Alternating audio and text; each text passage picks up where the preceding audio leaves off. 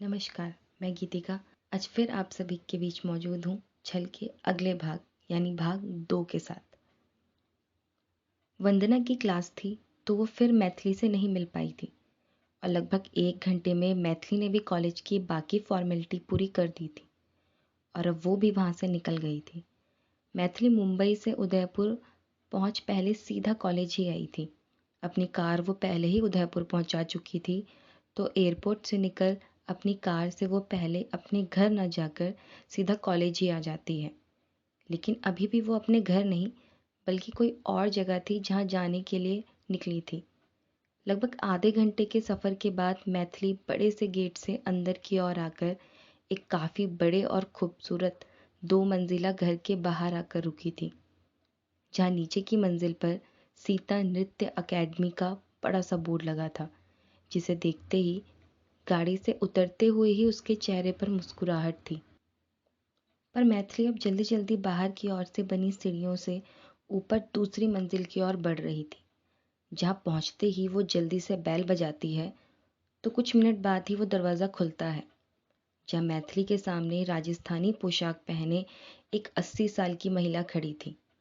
पर वो महिला मैथिली को देखते ही खुश हो जाती है और बिना देर किए खुशी से मैथिली को कसकर गले लगा लेती है, जिनसे मिलकर मैथिली भी बहुत खुश थी।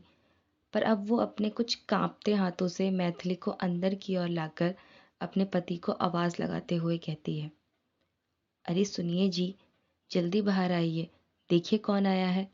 उस बूढ़ी महिला की आवाज़ पर अंदर से लगभग 85 साल के एक बुजुर्ग भी अपनी छड़ी के सहारे बाहर आते हैं। लेकिन मैथिली को देखते ही वो भी खुश हो जाते हैं तो मैथिली उनके पास आकर उनके गले लगती है, जिस पर वो भी खुश होते हुए मैथिली के सिर पर हाथ फेरते हुए कहते हैं, मैथिली कब आई तू और कैसी है? इस बार बहुत वक्त लगा दिया वापस आने में। पर अब मैथिली पहले उन दोनों का हाथ पकड़ उन्हें सोफे पर बैठाती है और खुद उनके बीच आकर बैठते हुए कहती है, दादा साहब मैं बिल्कुल ठीक हूँ, पर पहले ये बताओ आप दोनों कैसे हो? और देरी से इसलिए आई क्योंकि अब हमेशा के लिए आ गई हूँ, तो अब कुछ महीनों में नहीं बल्कि रोज़ मिलूंगी आपसे। पर मैथिली के ये कहते ही वो बूढ़ी महिला उसके सिर पर हाथ फेरते हुए कहती है, तू सच कह रही है, अब तू यहीं रहेगी? पर तेरा काम तो कहीं और था, तो अब कहाँ काम करेगी तू? जिस पर मैथिली उनका हाथ पकड़ते हुए कहती है, अब सब यही उदयपुर में, बहुत रह लिया अपने शहर से दूर। अब तो मैं पूरी तरह अपने शहर लौट आई हूँ दादी सा। अब बस अपने पापा और पूरे परिवार के साथ रहना है, खूब मस्ती करनी है और उन्हें खूब परेशान करना है। और जब यहाँ आऊँगी तो आपको भी खूब परेशान करूँगी, हाँ। जिस पर वो दोनों हंसने लगते हैं।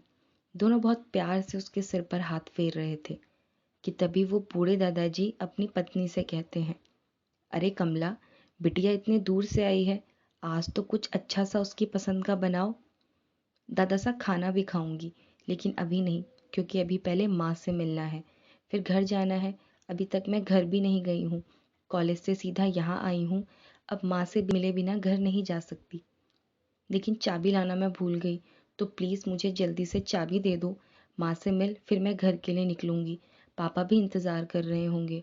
और अब तो रोज़ आना जाना लगा रहेगा, तो अब शाम की चाय तो रोज़ आपके साथ होगी। और दादी सा के हाथ का टेस्टी खाना वो भी मैं छोड़ूंगी? कभी नहीं, लेकिन फिर किसी दिन। अभी चाबी चाहिए। जिस पर बूढ़ी दादी सा मुस्कुराते हुए नीचे डांस एकेडमी की चाबी लेने अंदर की ओर चली जाती हैं। पर मैथिली ने भी कुछ महसूस किया था यहाँ आकर, जिसके लिए वो जानकर दादी सा को ही उसे चाबी देने के लिए कहती है।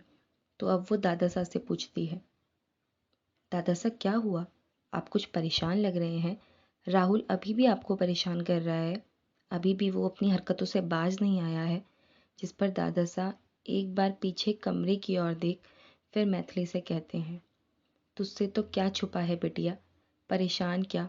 अब तो हमें यही नहीं पता कि हमारा राहुल है कहाँ। पहले चाहे पैसे मांगने ही घर तो आया करता था, पर अब तो कई महीनों से हमने शक्ल ही नहीं देखी अपने पोते की। जब से उसे अपने पापा का हिस्सा मिला तब से वो यहाँ दिखाई नहीं। कमला बहुत परेशान रहती है उसके लिए, इसलिए मैं कुछ बात ही नहीं करता उसके बारे में। लेकिन मैंने पता किया तो सुनने में आया कि उसने अपने की लत में सब बेच दिया है। पता नहीं किस संगत ने बर्बाद कर दिया हमारे पोते को। मैंने कभी नहीं सोचा था कि मेरे बेटे बहू के जाने के बाद उनके बेटे को हम इस हाल में देखेंगे। अभी तो जिंदा है तो पूछताछ कर लेते हैं उसकी, लेकिन हमारे बाद तो उसे कोई पूछने वाला भी नहीं है। क्या होगा उसका? दादा सा की आंखों में आंसू थे।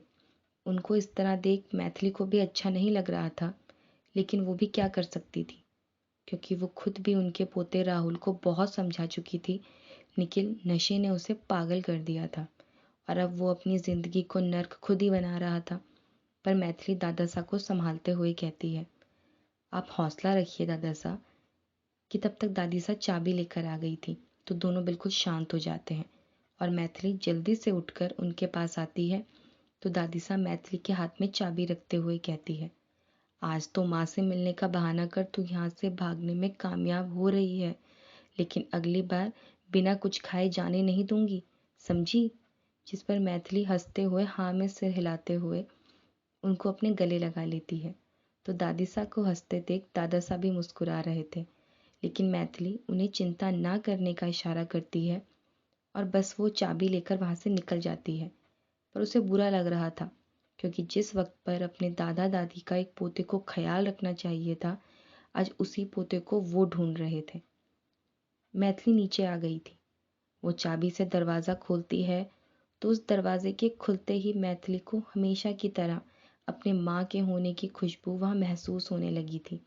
मैथिली बाहर ही अपनी सैंडल खोल अंदर की ओर जाने लगती है। ये वो जगह थी जहाँ उसकी माँ ने अपने डांस की कला को लोगों तक पहुँचाने का काम शुरू किया था और आज उनकी बेटी वही कर रही थी। मैथिली आंखें बंद किए हर दीवार, हर कांच को छूते आगे बढ़ रही थी और आखिर में एक कांच का दरवाज़ा खोल वो उस हॉल में पहुंच जाती है जो उसका सुकून घर था, जहां आंखें खोलते ही उसे सामने ही अपनी माँ खड़ी दिख रही थी, क्योंकि सामने मैथिली की माँ यानी सीता जी की कत्थक की पोशाक में ही एक बड़ी और खूबसूरत तस्वीर लगी थी, जिसके बिल्कुल सामने मैथिली खड़ी थी, जो खुद बिल्कुल उन्हीं का अक्स थी। मैथिली के होठों पर मुस्कुराहट थी, लेकिन आंखों में नमी भी थी। वो उस तस्वीर के पैर छूकर अपनी माँ का आशीर्वाद लेती है और फिर वहीं बगल में कांच में लगी उनकी तस्वीर में पहनी पोशाक को छूकर अपने सिर पर उनका आशीर्वाद भी वो महसूस कर रही थी। उनके रखे घुंघरू को उठाकर वो वहीं उस तस्वीर के पास बैठ गई थी।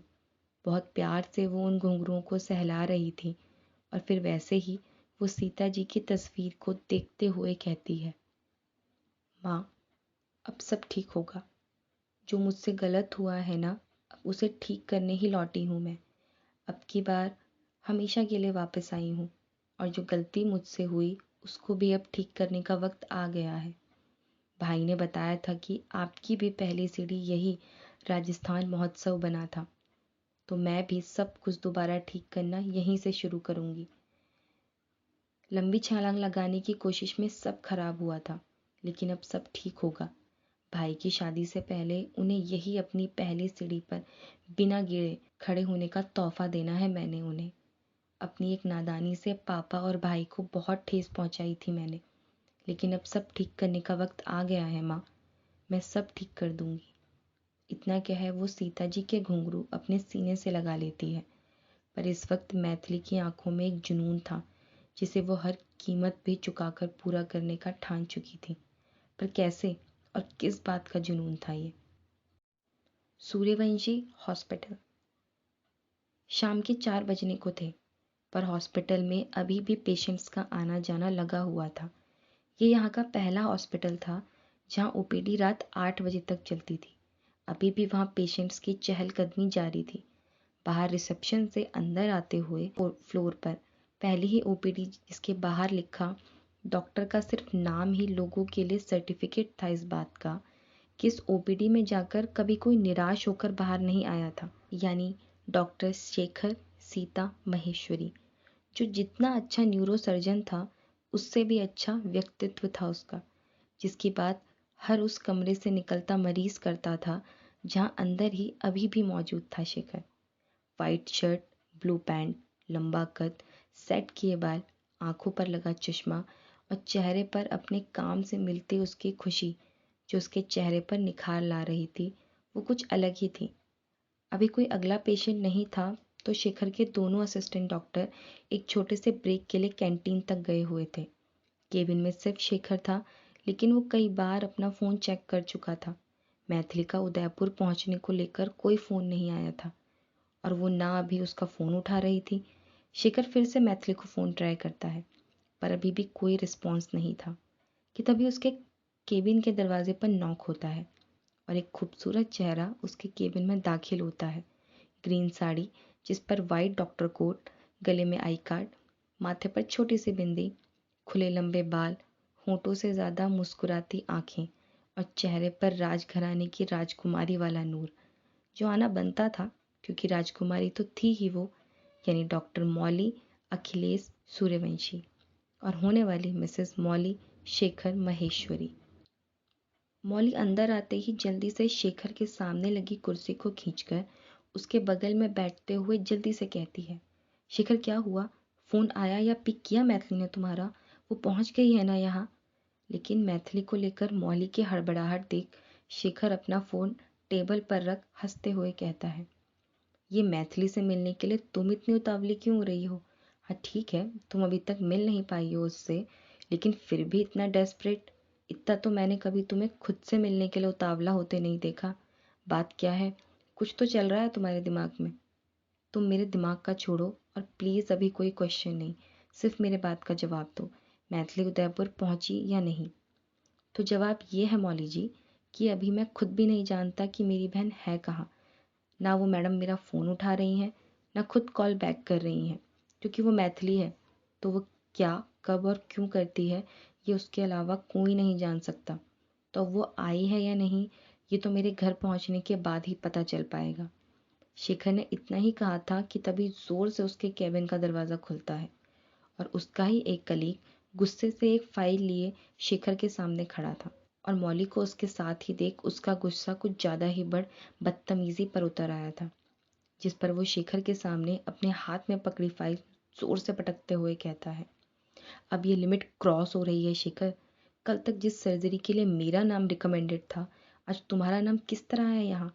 ये जो तुम कर रहे हो और जो गंदी पॉलिटिक्स यहाँ खेल रहे हो बंद कर दो उसे, वरना जिस नाम का बहुत घमंड है ना तुम्हें, उस पर ऐसा काला धब्बा लगेगा ना कि जिंदगी भर उसे मिटाना तो छोड़ो, खुद को आईने में देखने से डरने लगोगे। रंजन गुस्से से इस वक्त कांप रहा था। मुट्ठी तो गुस्से से शेखर की भी भिज गई थी, लेकिन वो बात को बेवजह बढ़ाना नहीं चाहता था, जिस पर वो बहुत शांति से अपनी कुर्सी से खड़े होकर डॉक्टर रंजन के सामने आकर एक गहरी सांस छोड़ते हुए कहता है, देखिए डॉक्टर रंजन, मेरा आपके साथ कोई पर्सनल या प्रोफेशनल इशू नहीं है। आप भी यहाँ जॉब करते हैं, मैं भी वही करता हूँ। यह हॉस्पिटल पूरे देश में अपनी सेवाएं दे रहा है, तो इसका मैनेजमेंट कितना बड़ा होगा ये आप भी बेहतर समझते हैं। मैं सिर्फ यहाँ डॉक्टर हूँ, ना हेड ऑफ डिपार्टमेंट हूँ, ना मैनेजमेंट से मेरा कोई सीधा संबंध है। जैसे आपको लेटर या मेल के ज़रिए इन्फॉर्मेशन मिलती है, उसी तरह मुझे भी अभी दिन में सर्जरी को लेकर ये इन्फॉर्मेशन मिली है। तो मेरे सामने फाइल पटकने से अच्छा आप मैनेजमेंट के सामने फाइल पटकिए, शायद तब कुछ हो पाए।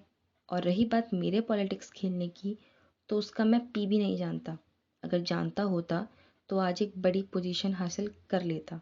और रही बात बदनामी की, तो आपसे जो हो सकता है वो कीजिए। डरता वो है जो गलत हो। मेरे पास डरने का वक्त नहीं है, क्योंकि मैं सिर्फ अपना काम करता हूँ। बाकी ये फाइल्स लेकर एक से दूसरे केबिन इसे पटकते नहीं रहता। बाकी आप जो करना चाहें कीजिए। मेरा मीटिंग का वक्त हो रहा है तो मैं चलता हूँ। शिखर अपनी घड़ी देखते हुए कहता है और फिर अपना लैपटॉप बंद कर उसे बैग में डालकर अपना फ़ोन अपनी जेब में रखता है और फिर मौली के पास आकर उसके गाल पर हाथ रखते हुए कहता है, मैं घर पहुंचकर बात करता हूँ तुमसे। मिस्टर खंडेलवाल की सर्जरी को लेकर वीरेंद्र सर के साथ उनकी रिपोर्ट्स और केस हिस्ट्री डिस्कस करनी है, तो शायद घर पहुंचने में थोड़ी देर हो जाएगी। तुम आराम से घर जाना और घर पहुंचकर एक मैसेज ड्रॉप कर देना। जिस पर मौली मुस्कुराते हुए हाँ में सिर हिला देती है। पर तभी उन्हें गुस्से से घूरते देख रंजन को देख कुछ सोचते हुए मौली शेखर का हाथ पकड़ उसे रोक शेखर के गले लगते हुए कहती है, all the best and I love you Shekhar. जिस पर शेखर मुस्कुराते हुए मौली के चेहरे को अपने हाथों में लेते हुए कहता है, I love you too and bye. घर पहुंचकर मैसेज ड्रॉप कर देना। इतना कहकर शेखर रंजन को इग्नोर करते हुए अपने केबिन से बाहर निकल जाता है। पर रंजन का चेहरा इस वक्त देखने लायक था, क्योंकि कोई रंग नहीं था उसके चेहरे पर, जिस पर अब मौली अपने हाथ पीछे की ओर बांधते हुए उसके सामने आकर खड़े होते हुए कहती है, रंजन, बचपन के दोस्त हैं हम, और तुम कब क्या और क्यों कर रहे हो ये बहुत अच्छे से जानती हूँ मैं। तुम बहुत ट्राई कर चुके हो कि शेखर को टीस करके उसको गलत बोलकर तुम उससे कुछ ऐसा करवा या कहलवा दो कि उसकी इमेज पर बात आए, लेकिन तुम कुछ भी कर लो ऐसा कुछ नहीं होगा, क्योंकि शेखर क्या है क्या नहीं ये भी मैं बहुत अच्छे से जानती हूँ। और पता है मैं क्यों उससे इतना प्यार करती हूँ? क्योंकि वो तुम्हारी तरह ढोंगी नहीं है, एक प्यारा और साफ दिल और व्यक्तित्व है उसका। बापूसा ने ऐसे ही मेरे लिए उसके रिश्ते के लिए हाँ नहीं करी, बल्कि पहले परखा है उसे। और पता है उनका जवाब क्या था जब शेखर के लिए उन्होंने हाँ कहा था? कि वो लड़का हीरा है। तुम कितना भी उसे परेशान कर लो, उसकी इमेज को खराब करने की कोशिश कर लो, वो हमेशा सिर्फ चमकेगा। ये मत सोचना कि तुम्हारी बेकार बातों का उसके पास कोई जवाब नहीं, बल्कि यही उसकी सबसे अच्छी खूबी है कि हर परिस्थिति को भांप कर वो तब कोई डिसीजन लेता है। और उसकी इसी क्वालिटी की वजह से आज इस फाइल में तुम्हारे नाम को हटाकर उसका नाम है, क्योंकि वो खुद ढिंडोरा पीट पीट कर नहीं कहता कि वो काबिल है, बल्कि वो काबिल है। ये बात उसकी खूबियाँ बोलती है। वो शांत है, कुछ फालतू रिएक्ट नहीं करता। बिल्कुल मत सोचना कि मैं भी वैसा ही करूँगी। अब अगर अगली बार मेरे पति पर कोई भी भद्दा इल्ज़ाम लगाया ना तुमने, तो मैं क्या कर सकती हूँ और किसी के साथ क्या करवा सकती हूँ ये तुम्हें बताने की ज़रूरत नहीं है। तो दूर रहना मेरे शेखर से। मौली गुस्से में थी, पर अब अचानक रंजन मौली को देख हंसने लगा था, और वैसे ही वो उससे कहता है, मेरा शेखर, मेरा पति। अभी हुआ नहीं है वो तुम्हारा पति, जब हो जाए तब बात करना, क्योंकि बहुत जल्द मैं उस हर एक इंसान को ये दिखा दूंगा कि जिसे वो हीरा समझकर उसको सिर पर बैठा रहे हैं, वो कांच का सिर्फ बेकार पड़ा टुकड़ा है, जो ना तो आईना बनाने में काम आता है और ना किसी फ्रेम में जड़ने के। जिसकी काबिलियत पर तुमने मुझे ज्ञान दिया, उसकी काबिलियत दो कौड़ी की भी नहीं, ये मैं बहुत जल्द साबित करूंगा। और ऐसी कालिक पोतूंगा उसकी अकड़ और घमंड पर कि फिर कभी सिर उठाकर चलने के लायक भी नहीं रहेगा। और तब तुम्हें मेरी काबिलियत का पता चलेगा कि मैं कौन हूँ। रंजन गुस्से से मौली को देखते हुए कह रहा था, लेकिन उसकी बातें जाने क्यों मौली की धड़कनें बढ़ा गई थी। आंखों में कुछ नमी थी उसके। मौली कुछ कहती उससे पहले ही रंजन गुस्से से अपने पैर पटकते हुए वो शेखर के केबिन से निकल गया था। रंजन हर बार शेखर के बारे में बुरा बोलता था, लेकिन आज रंजन की बातें मौली को डरा रही थी। वो वहीं वापस से कुर्सी पर बैठ जाती है, क्योंकि शेखर और उसकी शादी को सिर्फ 1 महीना ही बचा था। उस पर आज रंजन की ये बातें, उसके ये तेवर मौली को घबराहट महसूस करवा रहे थे।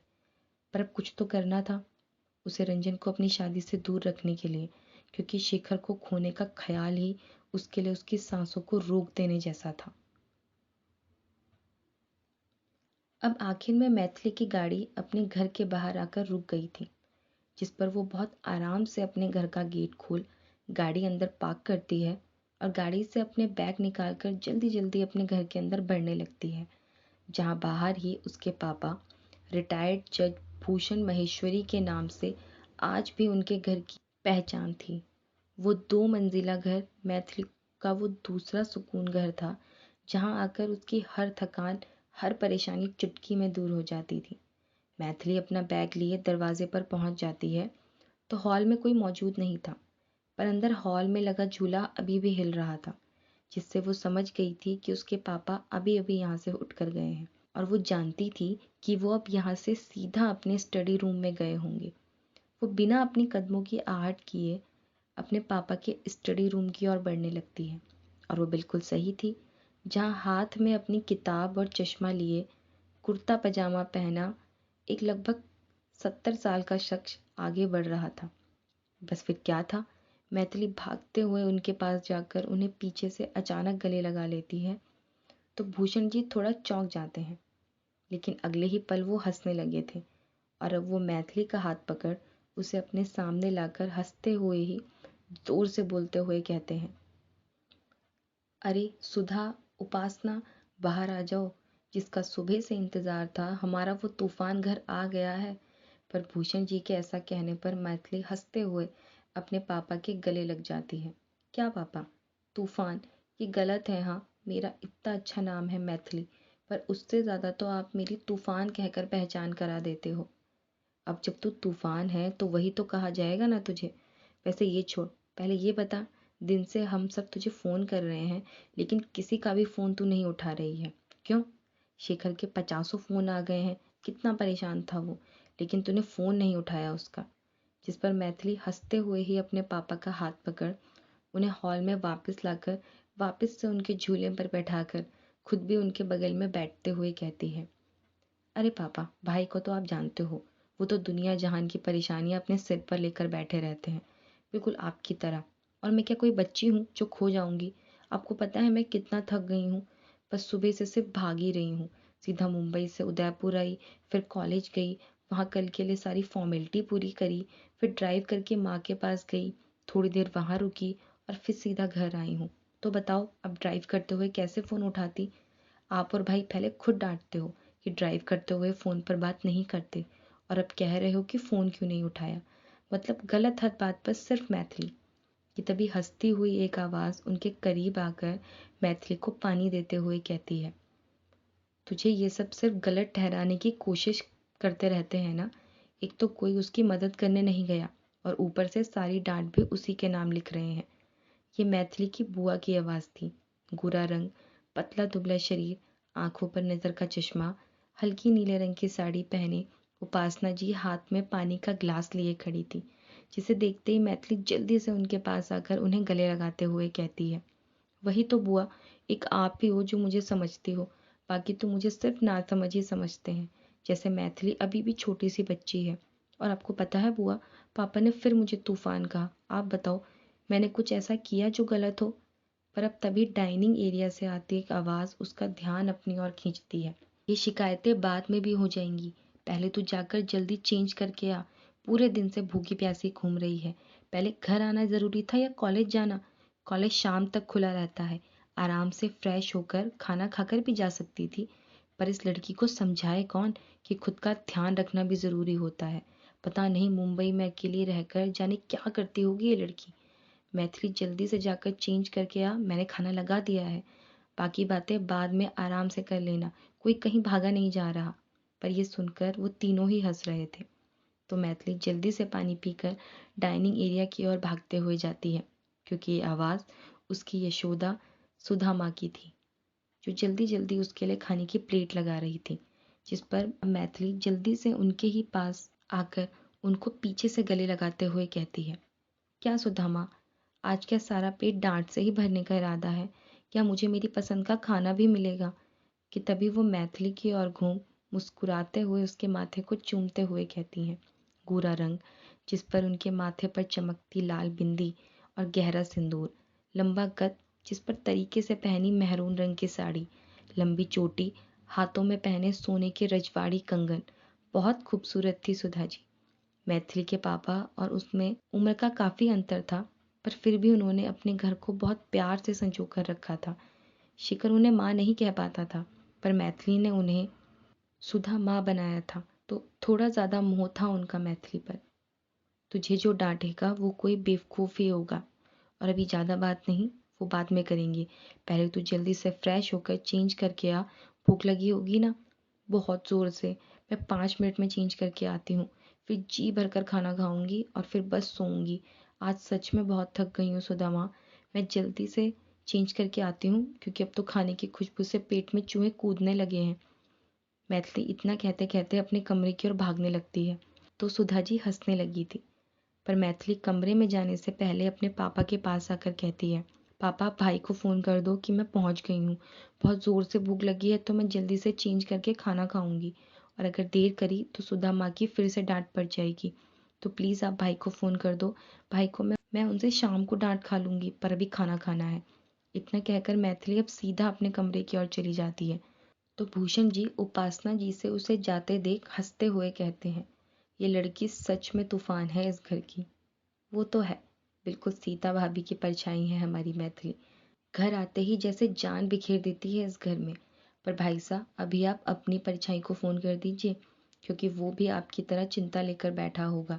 आप शेखर को फ़ोन कर दीजिए, मैं देखती हूँ भाभी को मेरी मदद तो नहीं चाहिए। जिस पर भूषण जी मुस्कुराते हुए ही हाँ में सिर हिलाते हुए शेखर को फ़ोन करने लगते हैं और उपासना जी अंदर डाइनिंग एरिया की ओर आ जाती हैं। आज सारा खाना मैथिली के पसंद का था, जो वो खूब चाव से खाती है, और खाना खाकर वो अब अपने कमरे में आराम करने चली गई थी। 3 से 4 घंटे की अच्छी नींद मैथिली को मिल चुकी थी। वो सोकर उठती है तो सबसे पहले चार्जिंग पर लगा अपना फ़ोन चेक करती है, जिस पर उसकी पूरी टोली के कई कॉल्स थे। वंदना ने भी उसे काफ़ी कॉल्स किए हुए थे, तो वो उनसे अपने ग्रुप पर सबसे कल मिलने का मैसेज ड्रॉप कर अपना फ़ोन वहीं छोड़ कमरे से निकल नीचे की ओर आने लगती है। 9 बजने को थे, सबके रात के खाने का वक्त होने को था, लेकिन नीचे की ओर आने पर उसे अपने पापा वहीं हॉल में टीवी पर न्यूज़ देखते नजर आते हैं। सुधा जी और उपासना जी दोनों किचन में थे, पर न शेखर और न तृप्ति उसे कहीं नजर आ रहे थे कि तभी सीढ़ियों से उतर नीचे की ओर आते ही उसे सामने से शेखर और उसी के साथ तृप्ति आती हुई दिखती है। तृप्ति की कॉलेज के बाद की कोचिंग शेखर के हॉस्पिटल के ही पास थी, तो वो उसी के साथ घर आया करती थी। उन दोनों की नज़र मैथिली पर नहीं गई थी, पर मैथिली ने उन दोनों को देख लिया था, और अपने भाई और बहन को देख वो सीढ़ियों को भी नहीं देखती, बस भागते हुए सीधा सबसे पहले शेखर के पास आकर खुशी से उसके गले लग जाती है। लेकिन इस बार हर बार मैथिली का उसे गले लगाना शेखर को बिल्कुल अपनी माँ का एहसास दिलाता था, कि मानो जैसे वो अपनी माँ के ही गले लगकर खड़ा हो, और वो बस खुशी से उसे अपने गले लगा लेता है कि तभी अब तृप्ति भी खुशी से चहकते हुए मैथिली और शेखर के गले लग जाती है। तो मैथिली शेखर से अलग होकर उसे कसकर अपने गले लगाकर उसकी आंखों में ठहरे आंसू साफ करते हुए कहती है, ये क्या परमानेंट यहीं बैठे रहते हैं? अभी जा थोड़ी ना रही हूँ, परमानेंट वापस आ गई हूँ। और क्या सुबह से रात तक ये भाई की तरह से पढ़ती रहती है? थोड़ा किताबों से भी बाहर झांको डॉक्टर साहिबा, ये दुनिया बहुत खूबसूरत है। ये भाई की संगत में रहकर ना बिल्कुल भाई जैसी हो गई है। अब मैं वापस आ गई हूँ ना, तो अब कुछ तो बदलूंगी तुझ में। पर मैथिली के कहने पर तृप्ति हंसते हुए उसके गले लगकर कहती है, आई मिस यू दी। अब आप प्लीज़ वापस मत जाना, आपके बिना यहाँ अच्छा नहीं लगता, और जब आप कुछ दिन आकर चली जाती हो तब तो और भी अच्छा नहीं लगता। अब आप बस यहीं रहोगे, कहीं नहीं जाओगे। इस पर मैथिली मुस्कुराते हुए उसे अपने गले लगा लेती है, पर शेखर बस मुस्कुराते हुए उसे देख रहा था। लेकिन अब वो उसे अपने पास लाकर उसका चेहरा अपने हाथों में लेते हुए कहता है, कैसी है? और दिन से तुझे कॉल कर रहा था, एक बार कॉल उठाकर मुझे ये बताने का भी समय नहीं था तेरे पास कि तू यहाँ पहुँच गई है? अरे सच में वक्त नहीं मिला भाई। पहले यहाँ पहुंची, फिर कॉलेज गई, वहाँ सारा काम पूरा किया, फिर माँ से मिलने गई, फिर घर आई, पूरा वक्त ड्राइव किया। आपको पता है मैं कितना थक गई थी। फिर बस घर आकर खाना खाया और सीधा सो गई, और अभी अभी उठी हूँ। लेकिन आप इतनी देरी से क्यों आ रहे हो? जिस पर अब शेखर मुस्कुराते हुए उसे अपने साथ लाकर सोफे पर बैठाते हुए कहता है, जैसे तू आज अपने कामों में बिजी थी, वैसे ही मैं अपने पेशेंट्स में बिजी हो गया था, तो देर हो गई। तेरी नींद पूरी हुई?